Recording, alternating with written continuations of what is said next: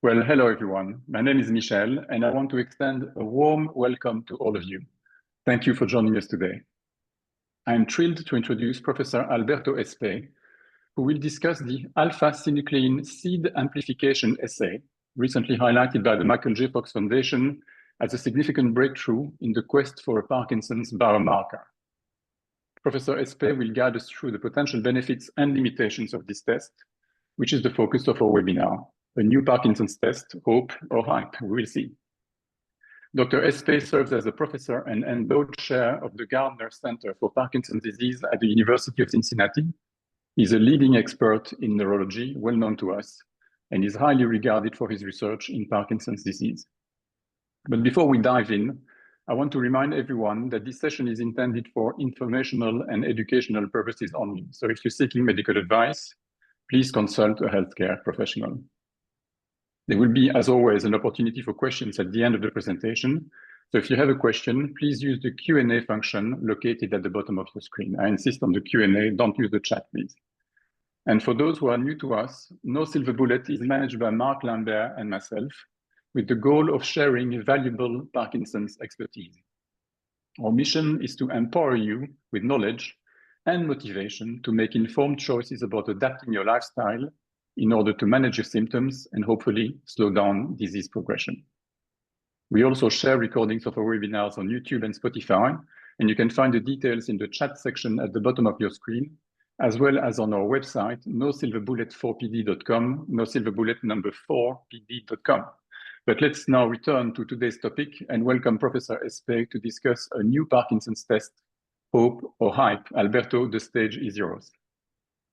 Thank you, Michel. I'm very happy to be with you. I'm delighted to have a chance to discuss this important topic with everyone in the audience.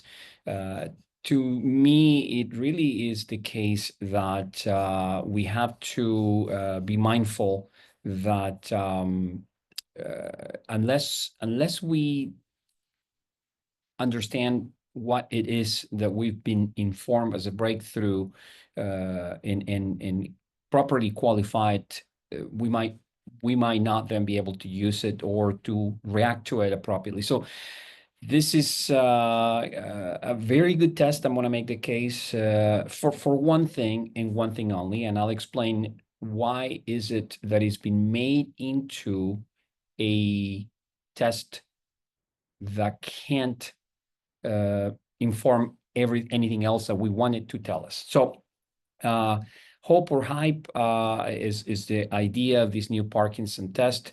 And I'll start just by disclosing that none of what I'm involved in has any relationship to this particular theme. So I want to start from the beginning in terms of synuclein. The very first investigator in the world that worked on synuclein was this man. I got the pleasure of meeting him before he died, Bob Burke. Bob Burke was at Columbia University, and he had a few models of Parkinson's that are not quite the models that we use today, but they were nevertheless the ones used then. This was at a time that synuclein hadn't yet been fully understood as a key hallmark of Parkinson's. But what he did is he had these models of apoptosis, that is a model of cellular death, and realized that the cells that would express synuclein would not die, and that apoptosis, cell death, would be in action only in the cells that would not express synuclein. So essentially, he says, cells destined to survive must have synuclein, and introduce a concept that synuclein was very much protective. It's important to recognize that synuclein is everywhere in the body and it's been preserved since before we humans came to Earth. So this kind of makes sense along the concept of a particular protein that evolutionary forces have preserved. And it is probably because it's important to have this protein. So when the story began to change is in 2003, By then, there was this beautiful idea, very carefully illustrated, compellingly illustrated. As you see here, these are figures that came out of that very seminal paper called Staging of Brain Pathology Related to Sporadic Parkinson's. And this was a group of neuropathologists, some from Germany, some from the Netherlands, that assembled what was essentially a combination of 41 brains of people who had Parkinson's disease during life, in 69 brains of people who had the Parkinson's brain, but not history of Parkinson's. This is reflective of what actually is the case in just about any brain bank on the planet. Most brains with Lewy bodies, amyloid plaques, tau tangles, all these different clumped proteins that we have heard about come from people with no history whatsoever of neurological diseases, which is a problem because we've defined the diseases based on the proteins that the brains have. So in this case, as you see, more of the brains were from people who had no Parkinson's, but had, when staining the brain, Lewy bodies, which were synuclein. Synuclein is the key constituent of Lewy bodies in different regions. And so what they did essentially is put this brain from least to most staining and began to create what they saw as a pattern where the pathology, the Lewy bodies, moved from one region to another and to another in a stereotypical fashion, creating the staging that we today know as Braak staging, and making Lewy pathology move. Now, think about this for a second. These were very much the tissue of dead people, unrelated, and the idea was to create a cohesive story from all of these brains and indicate that there is a particular trajectory that the Lewy bodies are going to move, creating the concept that was to then inform future research that there has to be a mechanism we need to understand that explains the movement from one region of the brain to another. That is what led to the foundations of seeding, initially called prion-like. Prion is a protein that is presumed to spread by replicating itself through a mechanism of seeding. And I'll explain to you that isn't really what happens, but this is how we came to seeding. And seeding is important to remember because it is the subject of this session on a new test called the seed amplification assay. So now imagine I put to you this picture. You all know what this is. This is the window of how the window in a house that's of course exposed to low temperature. This is the winter, and what you see in this window is crystals. We think of them as snowflakes. And let's pretend though that you don't know that these snowflakes are the transition of water to ice. Let's pretend you don't know any of that. And I'm going to try to tell you that if you look at this, I can show you that there are these specific nodes or hubs within this network. And I know that these nodes are related because they have a particular movement from one specific node to another, creating this picture. That is called pareidolia. Pareidolia is when you see a pattern from, say, the clouds that remind you of a dinosaur or an elephant or a giraffe. It's not either of those things, but the pattern reminds you of it. I would argue that this is what happened back with Braak. And in fact, as I'll show you in a moment, what we see in the brain in terms of pathology is not the Lewy bodies moving, is the transition of one state of protein in a liquid state to another state of protein in a solid state. It's kind of like the same physics of the crystallization of water into ice. Now, if Brack and colleagues were finding a truth, there are two things that should have been demonstrated within their research.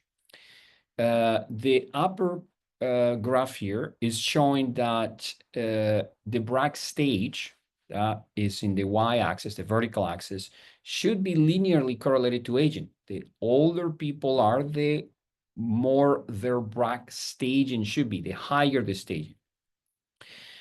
And then if the stages of pathology as proposed by Brack and colleagues were in fact true, the higher the pathology, the worse the clinical picture. And the clinical picture disability is denoted in the vertical axis here as a Hahn and Yahr score. It's what we use to say from 0 to 5, whether an individual is normal, that would be 0, or bedbound 5. So that's this, right? So the higher it goes, the worse things out. Well, you would expect in the lower figure, as shown here, that this would be essentially linear. What's shown in brackets 1 and 2 are subjects that would have no Parkinson's disease, because according to Brack, it is only when the pathology reaches the midbrain in its march toward the cortex that then gets into the brainstem where the substantia nigra is, and that is when Parkinson's begins. So Parkinson's, as we define it, begins in Brack stage 3. But so you see that from Brack stage 3 to 4, 5, and 6, you would expect that there will be a similar gradient of disability with regards to our measures of how people do. Well, I can tell you that none of that is true in the data from within the Brack and colleagues published in 2003, that there was zero correlation between the Brack staging and aging, and if anything, an inverse correlation that wasn't significant between the Brack stage and the clinical staging. So we started with an idea that was beautiful, logical, compelling, but false, and nothing meaningful emerges when your idea is false, because nature doesn't give a damn if our ideas are beautiful. They won't work. Now, there were many studies done since. Here's one study done in 2011. In 2011, there were already several studies showing that there was very little that we can use from autopsy studies in measurements of synuclein Lewy bodies to tell what is it that people would have had. But I'm going to give you an example here of just one snapshot that I think is poignant. In the horizontal axis is the number of Lewy bodies, that's LBs, in the substantia nigra. In the vertical axis is the number of nidal neurons, the number of neurons in that same region. Well, according to our view, the view is that pathology equals disease. That if you have Lewy bodies, you have the disease. And of course, the more of the Lewy bodies, horizontal axis, the fewer neurons you should have there, right? That's the view. But in fact, the data shows the exact opposite, that the more the Lewy bodies there are in the substantia nigra, the more neurons there are. So let's remember Bob Burke in the late 90s saying to us that cells that express synuclein survive apoptotic forces. Cells destined to survive must express synuclein. Cells destined to die do not. It's essentially the same thing that Bob Burke was telling us all along before we decided that synuclein was not our friend, but our evil force within us. That it's weird that we all have synuclein everywhere in our body, but surely at some point it turns evil and works against us. So we have started to define disease as the expression of Lewy pathology, which is a picture of this, what you see here. But Lewy pathology is not the beginning. It really is the end in this particular case of something we call alpha-synuclein. And alpha-synuclein must be in its soluble state, must be in its liquid state for it to function. The minute it turns into a solid, it doesn't function. So we gain pathological synuclein, the abnormal synuclein. And we do so because we're losing the normal synuclein that is part of what the Lewy bodies contain. And it's very interesting to have to say, even to a group of scientists, that proteins can only function when they are normal. And it sounds a truism that we shouldn't have to say. But remember that we live in a world in which things that are said time and again become a reality. Toxic synuclein, toxic oligomers, toxic, right? We have added the word toxic, now we have to accept that this must be the source of all evil. So the trouble is, though, that the minute that synuclein isn't in its normal state, it cannot function, and that's the certainty. And synuclein has many, many, many functions. But once it becomes Lewy pathology, Lewy bodies, it no longer functions. It doesn't turn into an evil force, because if it did, you would have a very tight relationship between how much of the Lewy bodies are there in your brain and how much less brain you would have and how many symptoms you would have. And none of that is true. So we have this picture here, which is the picture I started the lecture with. If you were paying attention, is an hourglass. And I like to think of this because here is where you have the synuclein that we are all losing as we are forming it into pathology. This is happening because the brain is normally reacting against something. Synuclein doesn't just change because it wants to change. It's doing so because it's part of what's referred to as the innate immune system. It's actually one of the first things that react against infections of different kinds, toxins of different. It's very important. That's why it's everywhere in the body. Now we get Lewy pathology, and it turns out that the only marker of progression of Parkinson's has so far been validated, and this is actually thanks to the PPMI, the Michael J. Fox Foundation funded biomarker study. The only one is total spinal fluid levels of synuclein. The lower the levels, the faster the progression. The lower the levels, the more severe the disease. The lower the levels, the smaller the brain. Clearly, the levels are very important. But what is bringing us here today is this new breakthrough of a test called the seed amplification assay that tells us, yep, this person has Lewy pathology. And already has been shown, as I'll briefly illustrate in a moment, and it doesn't correlate with severity, with progression, or with brain volume. It just tells you very limited information. So compared to these two, you would think we would be shooting for the measurement of synuclein in the spinal fluid as a way of understanding where we are and where we need to be. Now, seeding is the name of the test. It's called the alpha-synuclein seed amplification assay. And remember, this came very much all the way back to Brack's, because Brack told us that pathology moved in a very stereotypical fashion. And the best thing we can think of for a movement that's active is seeding. And so seeding is one of the mechanisms of protein precipitation. And it follows the exact same physics that the transformation, as I've alluded to earlier, of water to ice. Second law of thermodynamics and Gibbs free energy. That's it. Those are the ingredients for a phase transition from liquid to solid. We call it soluble to insoluble. Monomeric, the normal synuclein, to abnormal or fibrillar synuclein. Functional to non-functional. And what we end up with are crystals. In the case of proteins, we refer to them as polymers. But it's the clumped up version. We use the term clumping just as a way to describe.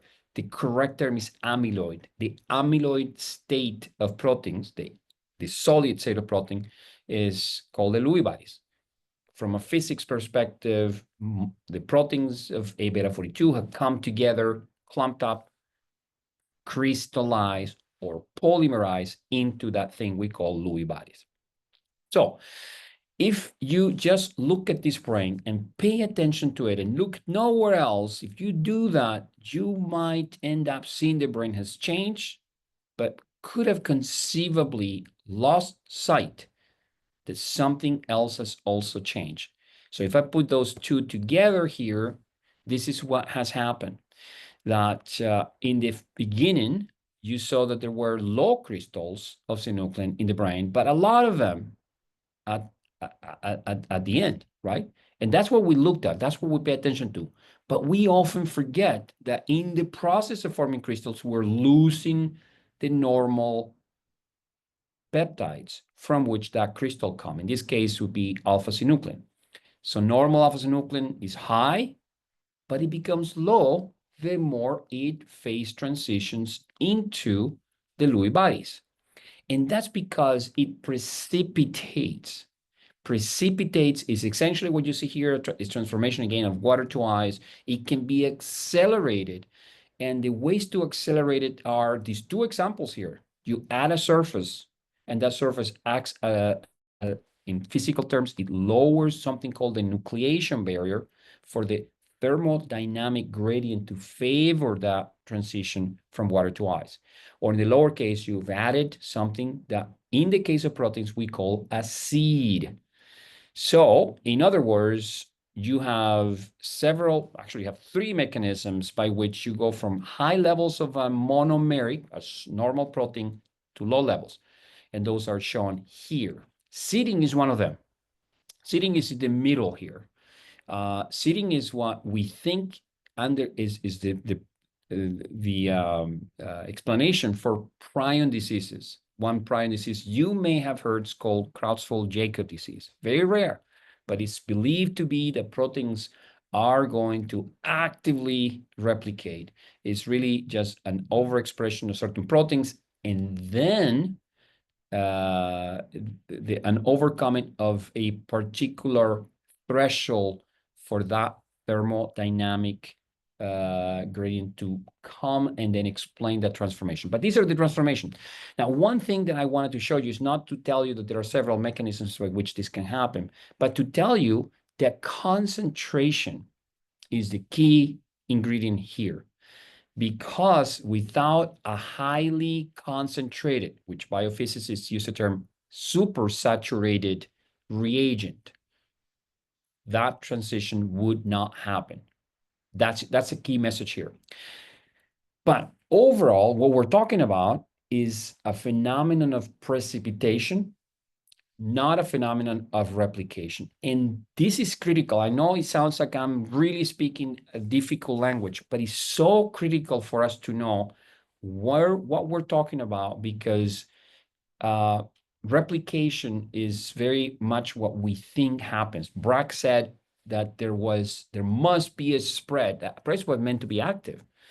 Well, it's actually active in the context of replication, but not really precipitation. In precipitation, you get a completely passive process. It's dependent on the concentration, I just said earlier, and a few other elements, pH, temperature, and something called a catalyst.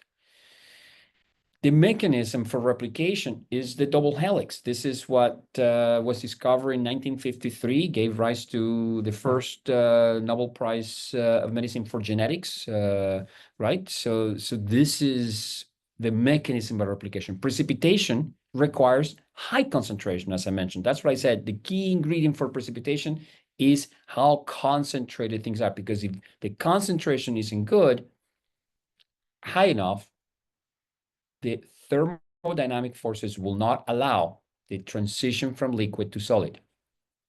What you gain in precipitation is polymorphs, because remember that picture I showed you with the snow forming, or the snow flakes forming? That's infinitely variable. We all know that no two snowflakes are the same. They are polymorphic. And so what happens with the context of precipitation is you generate polymorphs. Now, in the literature, unfortunately, we use the term strains. And strains was borrowed from virology. Remember, I'm I began telling you the story that we started thinking the way we are because there was an active replication. Well, what replicates actively? Viruses. What do viruses use to spread? Strains. And so we borrowed that term strains from virology as if what we are doing is creating identical copies of a seed, which is not what happened. It's been actually, there was one study that has looked at this.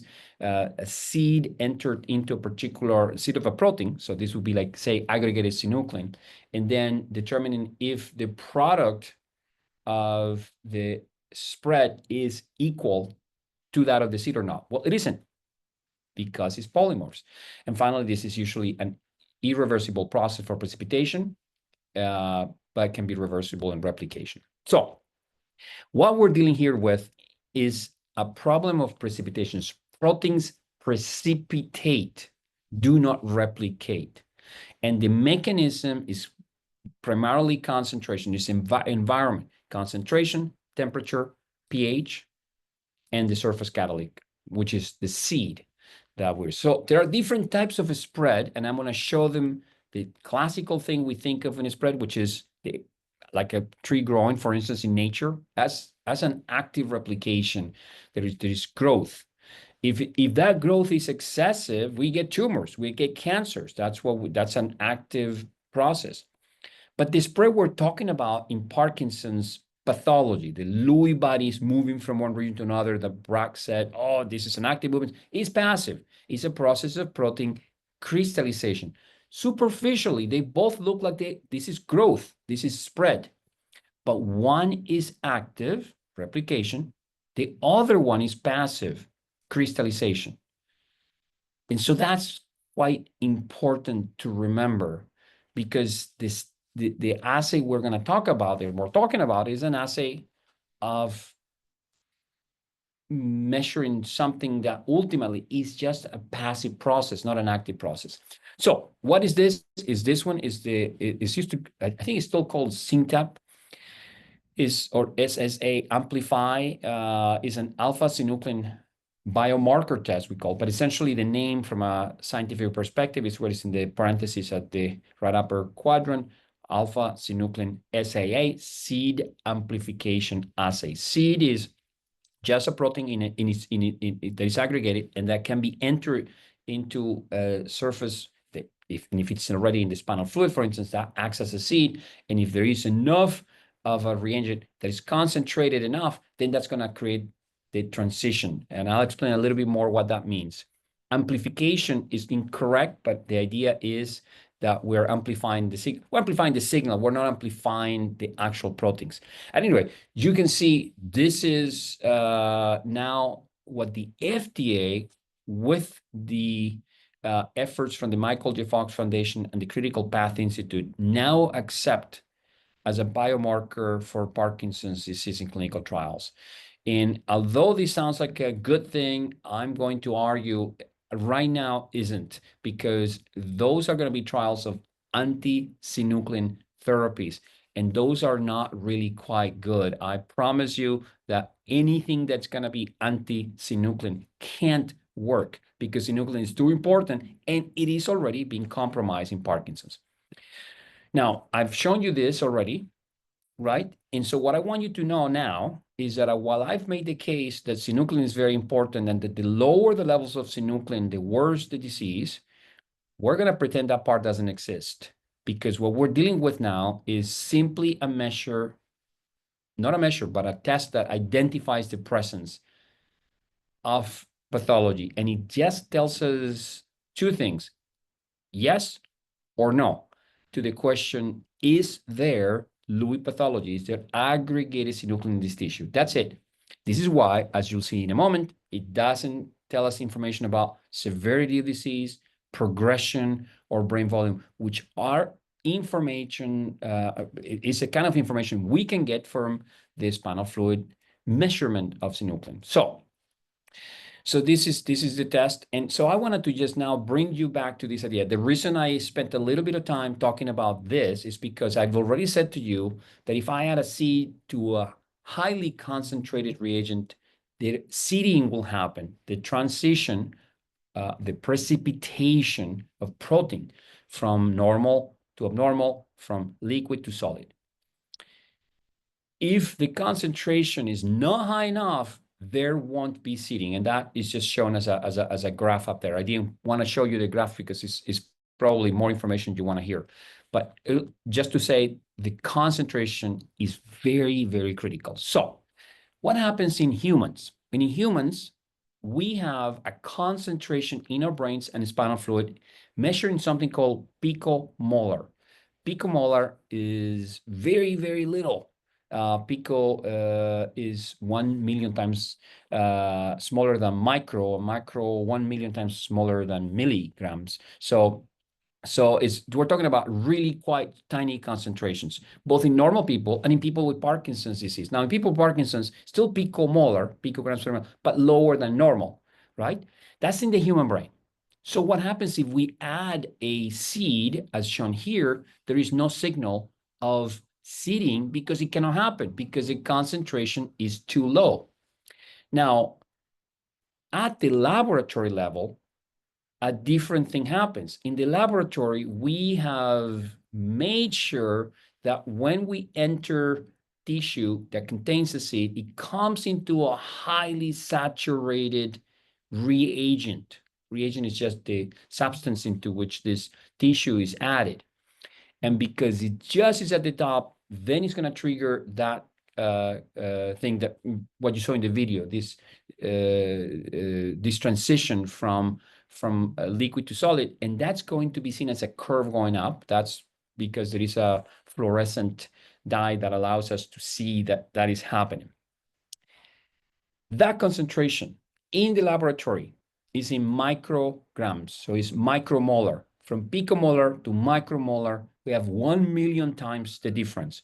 So this only happens in the laboratory, and it's really good because it allows us to identify the presence of it.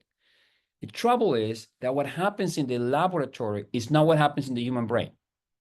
And yet, what we're doing with a positive seeding test is we're saying there is seeding in the brain.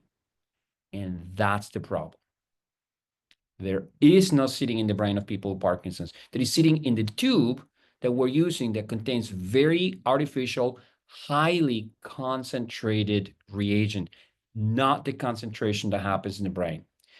So a positive seed amplification assay is not a demonstration of what happens in Parkinson's disease, and it is certainly not a definition of the biology of Parkinson's. And this is what you're hearing in terms of the breakthrough. We have a biological definition of Parkinson's if we have a positive test that we identify in an individual. So the positive is what's called the S+ now. There is a staging scheme that uses S+ to simply say a positive seed amplification assay.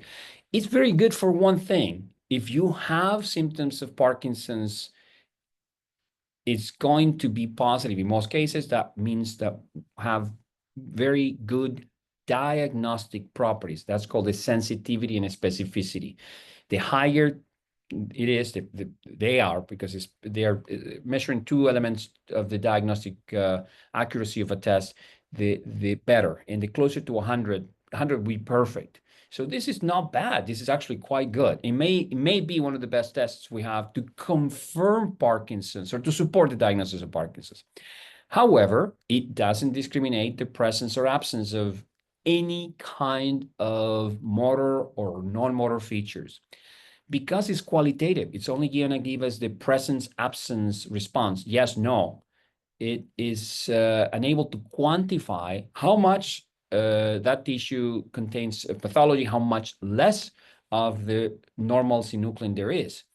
And that's why there is no correlation with severity. There is no correlation with the rate of progression.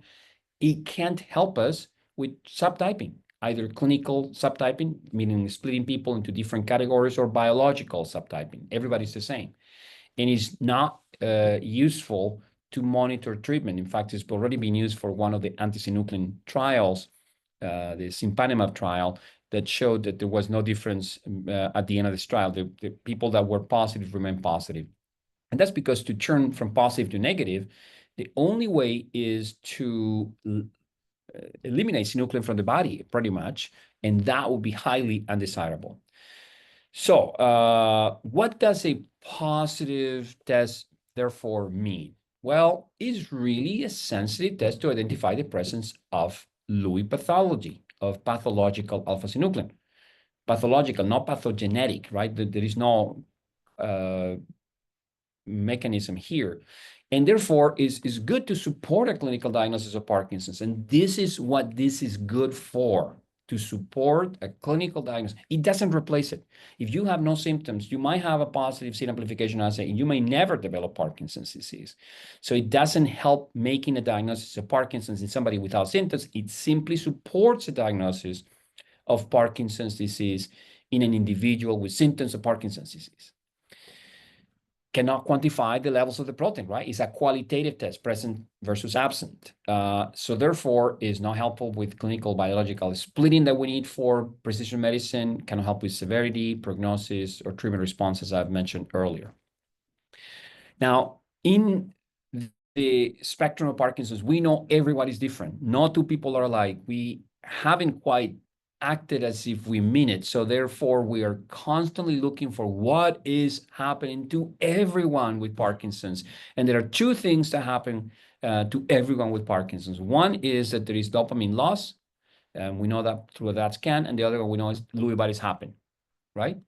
And so now we have a positive alpha-synuclein seed amplification assay that tells us that there is Lewy bodies, as we have a positive DAT scan. I would argue that the value of a positive seed amplification assay is very similar to the value of a positive DAT scan.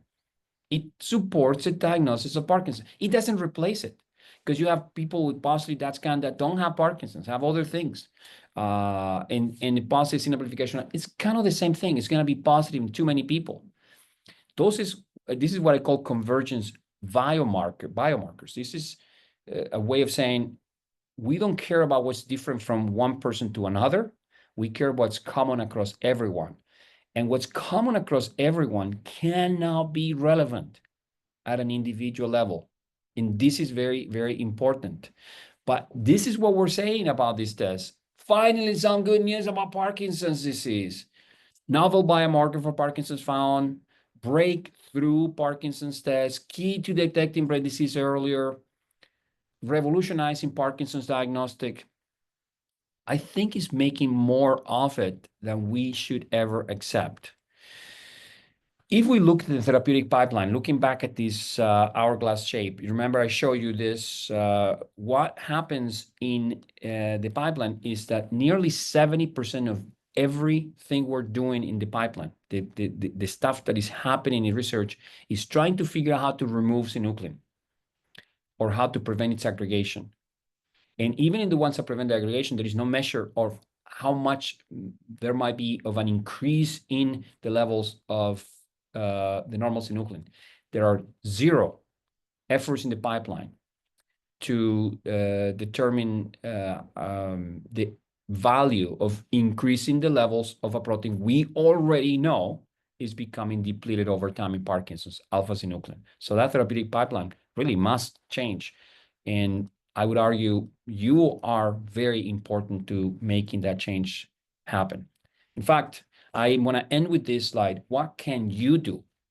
Well, the first thing is be a discerning consumer of breakthroughs.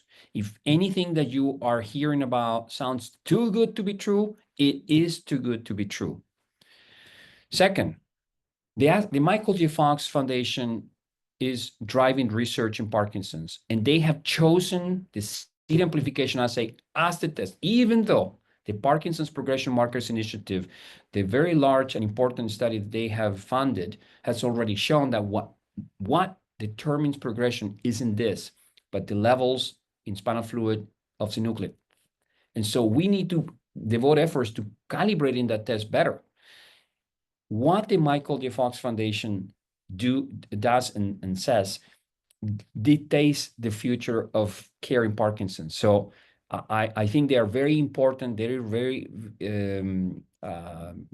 influential And they also hear to patients. And as very important stakeholders, you are the most important stakeholders, patients really are, you have a voice too, but you need to make it sound. You make it relevant.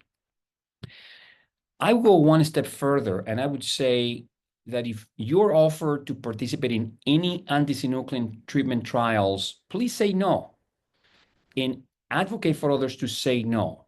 Just this idea that research participation is going to get us there, no. This idea that lots of money is going to get us there, also for that matter, no. You can double the investment into what we've been doing in Parkinson's disease. We won't get there. It's not a problem with more money that we need or more people participating in research. It's to change what we're doing. Keep on asking everything that you hear. That's very critical. Again, that's part of the discerning consumer breakthroughs. And more importantly, don't ever fall for silver bullets. Thank you. Thank you very much, Alberto. You made me smile, of course, because our group is called No Silver Bullet. Exactly. Don't ever fall for silver bullets. Exactly. I had some people complaining, actually one person complaining that No Silver Bullet was a defeatist message. And actually, it's not a defeatist message. It's more like a belief that actually we need a wide approach, a multipolar approach. And I remember the previous time you spoke to us, you were telling us that as long as we will determine that believe that Parkinson's is one condition only, we will fail, and that we had to approach it as a multitude of conditions. So thank you very much for today's really interesting talk, where you're challenging some common beliefs and helping us to become better educated consumers of research and information. So thank you for that.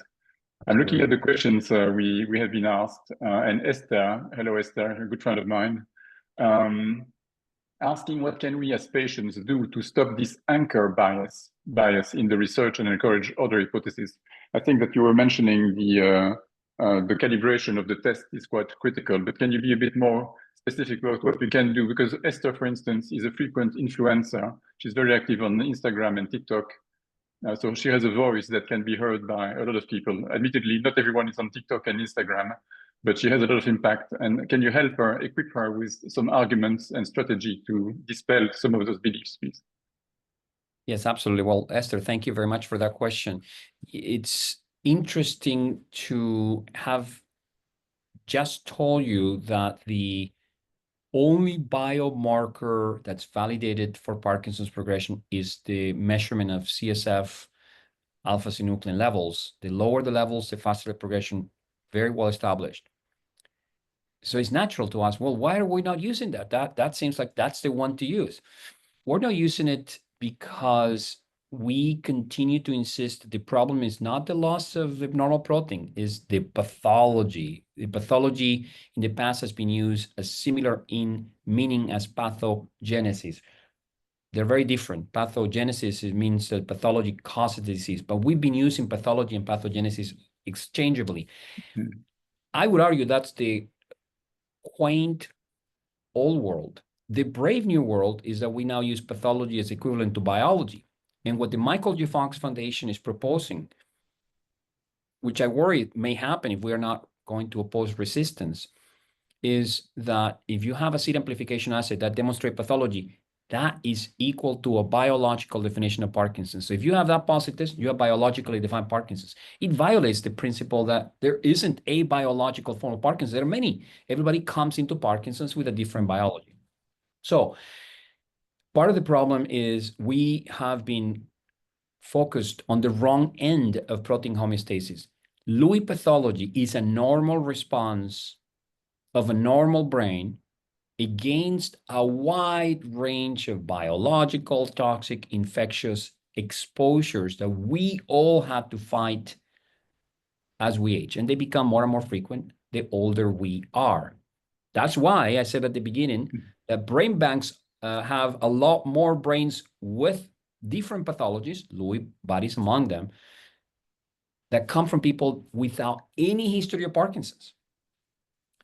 Most of us, as we age, will have pathology. Very few of us will have diseases. In fact, we've made a study among centenarians showing that centenarians can be thought of as living for as long as they do, not despite, but because of their pathology. We use a measure called the odds ratio. So anyhow, pathology is a marker, not a maker. And yet we're treating it as a maker, and that's a problem. And so we're not using it in clinical practice, the synuclein levels, because there have been very little investment into it. Believe it or not, it's incredibly noisy as a measure. And that's why it's only used in research. And you have to account for a large variability in the way in which this is captured. And that then means that we cannot use it for individual situations. We can only use it as a research tool because it's too noisy. But if we had been putting more effort into this, we could actually calibrate this better and have less of a noise. We're not investing much in measuring this, and we should. Also, the reason we should invest in this is because future therapies are going to have to look for ways to increase synuclein to normal levels, because synuclein is too important. And there's actually almost nothing. There are almost 2 laboratories in the world doing this, but with very, very small budgets, because there is no funding for this. This is a crazy idea. What? Giving more synuclein to people where we know the synuclein is adding fuel to the fire. Synuclein is toxic. So those are the reasons. Unfortunately, as I mentioned, we have no option. We have to move in that direction. And I argue that the power in patients and patient advocacy groups is very, very large. And it's going to take a crisis of sorts. Imagine if everybody being invited to participate in all those anti-synuclein trials I showed you in the pipeline were to say no. It would force a reckoning. It would force a reckoning. So I think that's going to take that. It's going to take continuing to talk. I would argue it's going to need you to contact the Michael J. Fox Foundation. I have done it. And Mark Fraser, was very good. He opened the doors once, but I don't think I'm very welcome at the moment. So I've lost my power, but I think you have plenty of power with them, and I hope that you use it. Thank you very much, Alberto. Of course, I understand very clearly your comment about anti-alpha-synuclein trials, that they would be bad for the people, well, if we manage to do that, to develop such products. But those that are aiming to prevent the clumping of alpha-synuclein, how should we regard those? Do they have a utility in hoping to make us feel better in the future? The interventions that would prevent the aggregation, you mean? That would be prevent the aggregation or the clumping, yes. Well, so in that study that I've shown you to tell you about the anti-synuclein therapies that are in 2 categories, the synuclein clearing therapies and the anti-aggregation therapies. Yes. You would think in the anti-aggregation therapies, one outcome is that you're going to allow more of the normal synuclein to go up. Theoretically, that is possible. Not a single one of those studies currently in the pipeline, most of them in phase 2 trials, have measured that in their animal models. So we don't have any idea whether that theoretical benefit is actually happening or not. We don't know. I understand that the prasinezumab antibody, which of course is actually clearing synuclein. That's the mechanism by which it is supposed to eventually be helpful. I don't think that's going to ever pan out. But it did show that it increased the levels of alpha-synuclein to some extent. I don't know if it's meaningful increase or not. Also, the company is doesn't know if the synuclein increase might be normal synuclein, meaning free, unbound synuclein, or antibody bound. This is synuclein that is attached to an antibody, in which case it would not be functional. So the answer to that question is it seems like it could be the case for anti-aggregation therapies that it would allow the increase in normal protein. We don't know because it wasn't measured. The entire intent of anti-aggregation is to prevent the formation of the toxic Lewy bodies. Because so what you're saying is that in the hourglass that you showed us, if we try to prevent things happening in the bottom section, it doesn't mean necessarily that the upper section will benefit. Exactly. Okay, I understand. I have a question from someone who is asking here to test their understanding of what we just talked about. Is the test then okay, but just for diagnostic purposes? And I think what you were saying is that it's okay for diagnostic purposes if someone is symptomatic, but not necessarily if someone is not. Right. To be honest, it's very good if there is someone who has symptoms of Parkinson's, but it's not clear if it's truly Parkinson's. I think in the situation like that, maybe the test can be helpful. For experts, it's not as common for it to be as helpful because the clinical features suffice to make a diagnosis. But there are situations in which the clinical features, the symptoms, the signs that are manifested aren't entirely clear to be in the spectrum of Parkinson's. And so these tests could be very helpful in that regard. Thank you very much. Mark is asking a question here, a why question, as you were suggesting. And his why question is that why is the Michael J. Fox Foundation chasing this dogma? They're quite experienced. You would believe and hope that they would not necessarily go after such a dogma, and yet they seem to be. Yeah. That's why I brought Brain Fables. Little commercial to the Brain Fables. Well, I think in general, we love stories in which there is a villain. And synuclein became a villain at some point, even though I showed you Bob Burke, the pioneer in synuclein research, told us that in every bit of research he's done, he demonstrated that synuclein was there to protect our cells, to protect our neurons, and cells that would survive any kind of apoptotic forces express synuclein, and those that die do not. We just changed because at some point Brack came along and gave us a framework that was beautiful, amazing pictures, compelling, and we have not been able to dissociate from that. Remember, that came from autopsy studies. Autopsy studies are the proverbial scene of a crime. We're looking at a crime scene, and all of us know that when you look at a crime scene, you see corpses, and the corpses are always victims. Well, the corpses we saw, we call them Louis pathology, amyloid plaques, tau tangles.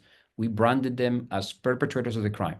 We violated the 101 of forensics, and we have never been able to detach ourselves from it because it's kind of a beautiful idea. It's interesting, it's logical, but it's false.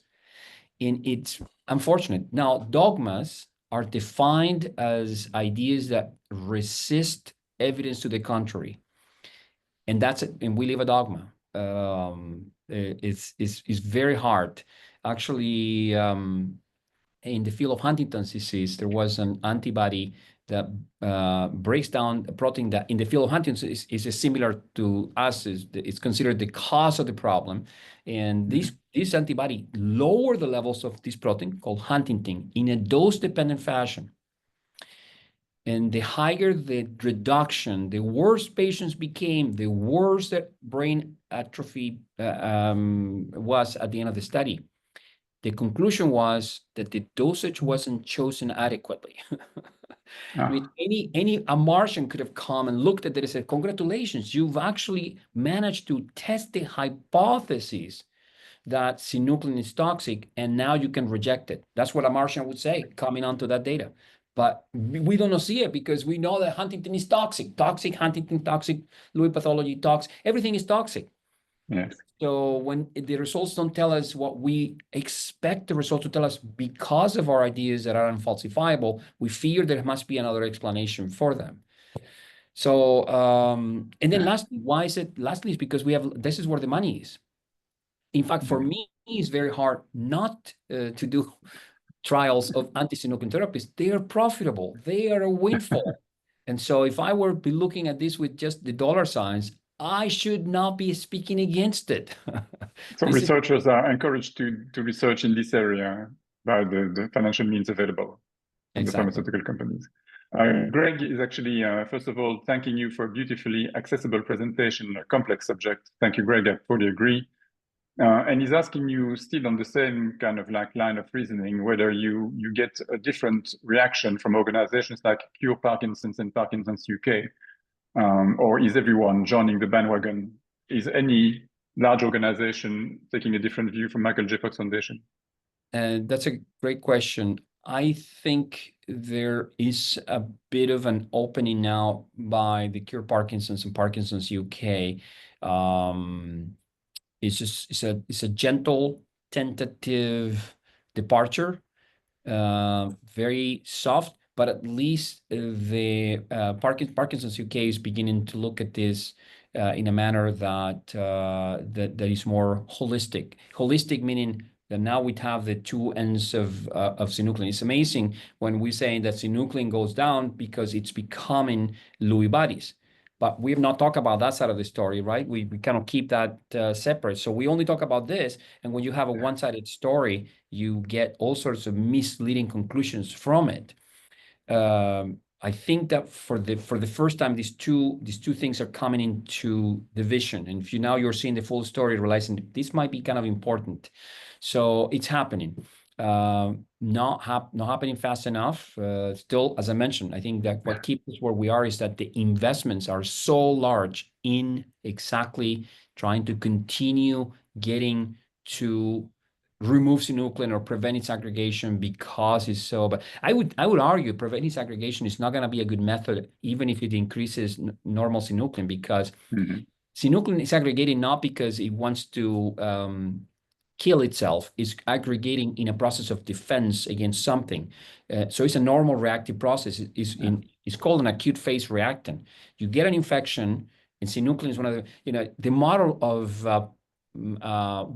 Parkinson's beginning in the colon was validated in a mice model where mice were injected with E. coli, a bacteria that then inflated the colon with alpha-synuclein. And so they said, well, yeah, we now know that Parkinson's begins in the colon. Well, you treat the E. coli and the synuclein goes down. And so that paradigm is what we refer to as an acute phase reactant. You have a reaction against the infection. Synuclein undergoes a transformation from normal to abnormal to pathologic. That's important. So if you block that, you might make the infection worse. Whatever it is that synuclein is fighting is going to be worse. So I don't think it's going to be the best solution. I think the straightforward solution is to increase alpha-synuclein. And it's not going to be adding fuel to the fire, because alpha-synuclein must be within a certain normal level for it to function and to ensure the brain is healthy. Well, let's hope someone hears us and goes onto that bandwagon. Brian is telling us that as someone who is S+ and is considered to have prodromal Parkinson's, he wonders if correlations have been found between levels of normal alpha-synuclein in prodromal populations versus others. Well, Brian, we're not even looking at that yet. And so we don't have an answer to that question. Unfortunately, the S+, the positive seed amplification assay that you have been confirmed to have, simply says that synuclein is working for you. It's doing something for you. Now, it's also becoming potentially compromised. The only way for this disease to happen is if the levels of the normal synuclein would drop below a certain threshold, but we're not measuring that, unfortunately, at the moment. It's possible that the PPMI, there is an arm of the PPMI where in the prodromal subset, we do have levels of synuclein where the levels of synuclein are being measured. Those are much more relevant than the seed amplification assay positivity. So yeah, positivity doesn't predict anything in and of itself. It just simply says that there is that the protein is compromised, but is doing something important for you in the process of aggregation. Thank you very much. Glendon is asking whether you could comment on the fact that the pathological form of alpha-synuclein is different than the functioning form, that the pathological form is misfolded and therefore it clumps up. Yeah, so essentially, I'm going to use a little. This is a piece of paper. Normally, the normal synuclein, normal proteins in general, are in a soluble state. So if I were to put this into water, it'd be dissolved. That's what soluble means. It's dissolvable in water. And the pathological form of synuclein, which is Lewy bodies, is essentially doing this. It's a state that biophysicists refer to as a cross-beta pleated state. Is very compact. and it prevents the synuclein to work at all. So when this happens, synuclein no longer works. That's essentially what happens, but it's very compact. And so what we need to do, of course, is give people more of the normal protein from which it comes. But that's a way to kind of visualize what the pathology is. Very, very clumped up crystals, as it were, of alpha-synuclein. Thank you very much. Suzanne is actually not asking a question. She's more speaking from the heart. And she sends us a message that says, clearly the best action is for patient advocates to insist to Michael J. Fox and others that it is unproductive and a waste of time to conduct on alpha-synuclein as opposed to other agents, factors where true advancement in the treatment and management can be achieved. So she's asking a rhetorical question here we spoke about already. How do smart, savvy researchers not support this? Because they are profitable, what a shame. So this is she's speaking from the heart, I think, for many of us. Yes, thank you, Suzanne. I agree entirely. I think synuclein is important for us to continue investing, to invest in it, but invest in the right side of synuclein, not continuing to get rid of, not getting rid of this is going to do nothing. This is doing absolutely nothing to the brain, but the loss of synuclein in its normal configuration is very important for us to pay attention to. And yeah, but the reason I'm motivated to speaking with all of you is precisely because there is a lot more power within you than perhaps you are giving yourselves credit for. Yeah. And as I mentioned, you might have a much easier port of entry to the Michael J. Fox Foundation that I do. Well, Cure Parkinson's recently asked me to express an opinion on a trial they want to invest in, which was more from the patient's perspective. But I think that some of us have the ability to communicate a message. So if they do come to me with a trial focusing on particularly anti-alpha-synuclein, I will know what to say. Thank you. Yes, you do now know what to say. Absolutely. Thank you. So Christine is asking us whether in your experience, did you find out that people with PD also have other conditions in common, like, for instance, PTSD, neuroendocrine, cancer, toxic exposure? Do you see a pattern of maybe diabetes, I don't know, illnesses that do tend to come in group together with PD? Well, remember that Parkinson's is not one disease, it's a syndrome. Everybody is truly different. We've just happened to pretend as if we can live perfectly comfortable with the cognitive dissonance that everybody's different, but we will find a treatment for Parkinson's. I think that's not quite well. The only exception to that rule is what I've been discussing, which is the idea of propping up synuclein, because that is something that is lesson in everybody, and it's gonna potentially be a more important change than propping up dopamine with levodopa. So yeah, everybody can have a few other things. We use boxes to define. So PTSD is one you mentioned. It may well be that there are a variety of different things that everybody has as part of their Parkinson's that are not separate diseases, that are part of the spectrum of that individual form of Parkinson's. And so for now we use different levels, and it looks like somebody has 10 diseases. Well, maybe it's only one that happens to express into different ways.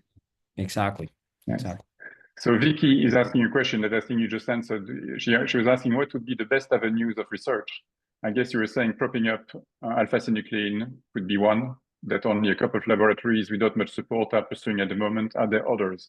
Yeah, so that's one, and that's very important. The other line of research that is critical is what we're doing here in Cincinnati, which is an individualized biomarker program. We're not saying what is similar in terms of the biomarkers between Mary, George's, and Jim's Parkinson's. We're saying what's different between them. So understanding how is it that the individualized biology happened to have given rise to their brands of Parkinson's will connect them potentially to therapies that already exist that could be deployed for them. That is called repurposing of therapies. And the whole process of matching people to therapies that they are biologically most susceptible to benefit from is called precision medicine. So we have rescue medicine, adding more of the stuff that we're losing, such as alpha-synuclein, and then precision medicine.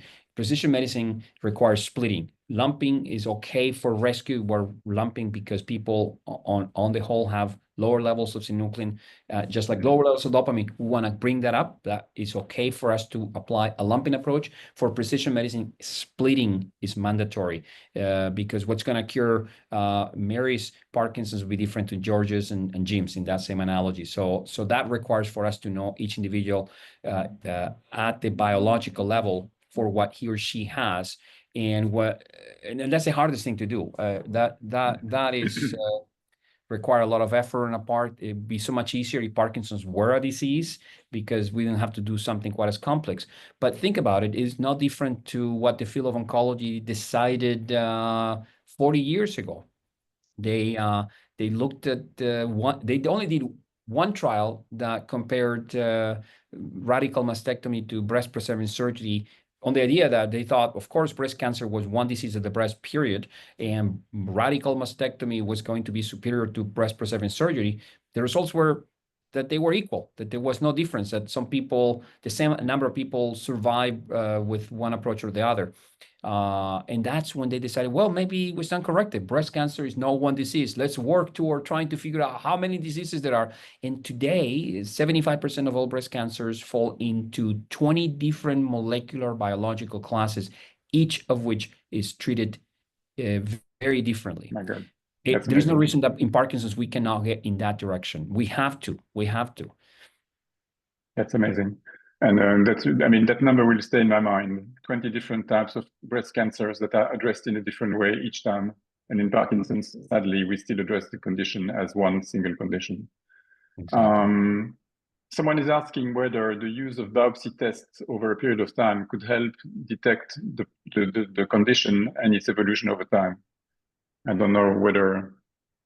Well, I don't know why to do that, to be honest with you. I would only use biopsies for research purposes at the moment. The biopsies are only quantified. So the biopsies are better than the seed amplification assay we talked about in this session because it's not qualitative as the seed amplification assay is quantitative, but it's only quantitative of this end of synuclein. It doesn't tell you anything about the other end, which I argue is much more meaningful.